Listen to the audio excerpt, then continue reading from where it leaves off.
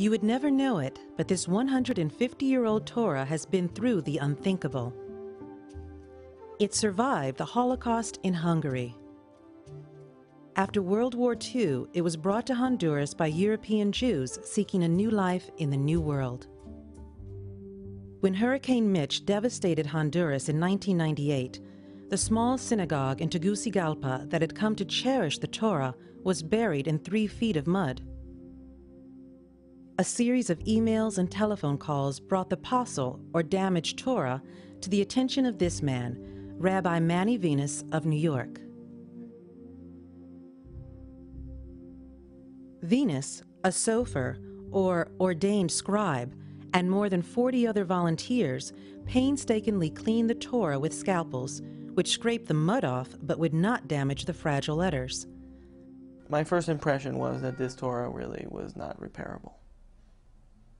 And then I said to myself, wait a second, you have to repair it. Only a sofer, or ordained scribe, could do the repairs to the more than 400,000 letters that make up the Torah. If one letter is broken, then the entire Torah is considered unusable. Viñas used quills from kosher birds, ink, and occasionally reeds to restore the Torah's text. The restoration took more than 2 years and thousands of hours of precise, careful attention. Hold it a little bit, tight. And when it came time to return the Torah to Honduras, Viñas and some of the volunteers decided it only proper to return the Torah in person.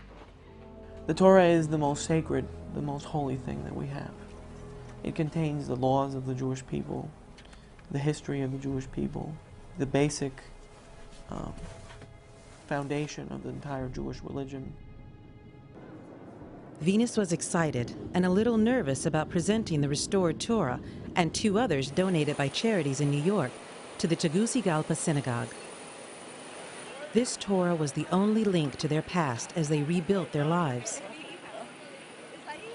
And he wanted to make sure that transition was a joyous one.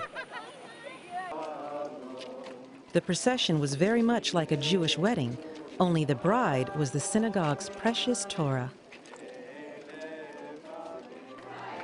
For the 30 or so families of the Comunidad Obrera de Tegucigalpa, the return of their now restored Torah was reason to celebrate.